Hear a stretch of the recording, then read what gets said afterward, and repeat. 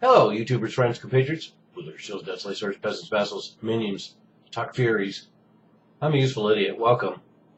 And today I kind of want to go to Iran by way of United States Congress. And of course, I'm talking about this story with the GOP senators writing this open letter to Iran during these negotiations between the Obama administration, some notable international allies, including Germany, and Iran.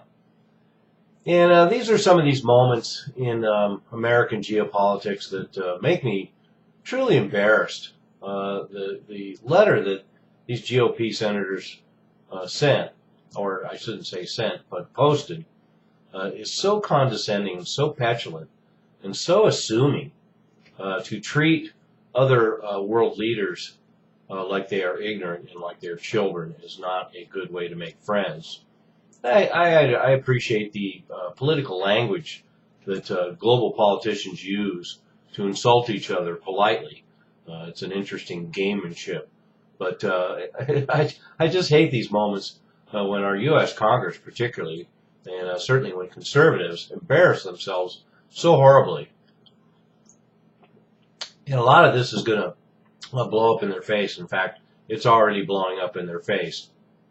And I read the letter, and it's just really pretty staggering. And one of the notable points they brought up in it was that, quote, most of us will remain in office well beyond 2017, perhaps decades, unquote. So that's how arrogant these congressmen are. Once again, they just automatically assume that they're going to be in office for another 10, 20, 30 years. And the other embarrassing thing about this, of course, is that the entire Republican leadership, and in fact the entire Republican Senate signed on to this. Only 7 Republicans didn't. And it includes all the usual characters, including all the suggested presidential candidates like Ted Cruz and Rand Paul, Mark Rubio, and Lindsey Graham. And also notable that, and a lot of pundits are already pointing this out, they picked some rube, some young, wet behind the ears Tom Cotton from Arkansas, and I mean, he even came out and said that, quote, Joe Biden has been wrong about nearly every foreign policy decision in the last 40 years, unquote. So once again, we have a GOP member in Congress conveniently acting as if the 16 years of Bush never happened, and 8 years of Bush, excuse me. I always get the continuous Obama-Bush continuum as one administration. So anyway, what a debacle. But we're redeemed today because once again we have somebody in a foreign government who's a little smarter that essentially is going to bitch slap Congress. And this is a good time for it to happen.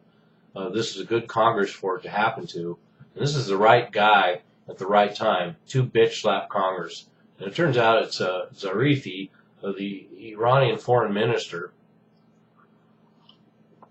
And not only is he Iran's foreign minister, but unlike these posers that the United States uses, like John Kerry and Hillary Clinton, who barely have any experience in the international arena to speak of, other than their job opportunities, Zarifi is a professor of international law, and so he knows this stuff.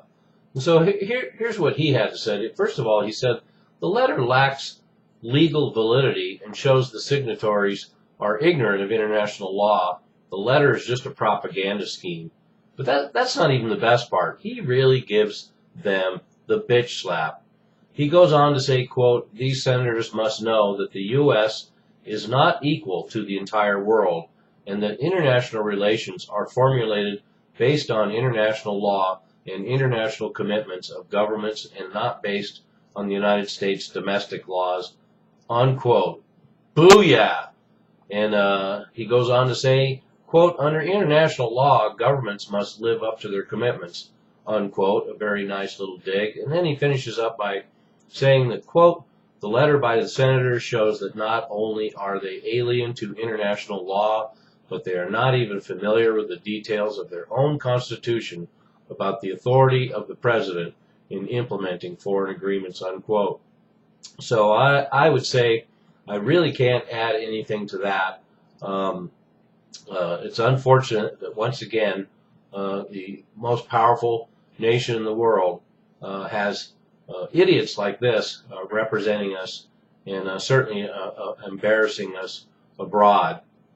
And it's also sad that a country that the United States has spent so much time, and Israel spent so much time characterizing as the ultimate evil and demonizing them, shows statesmanship and a little dignity that is so sorely lacking here in the GOP Congress in the United States. I'm a useful idiot. Don't you be one too.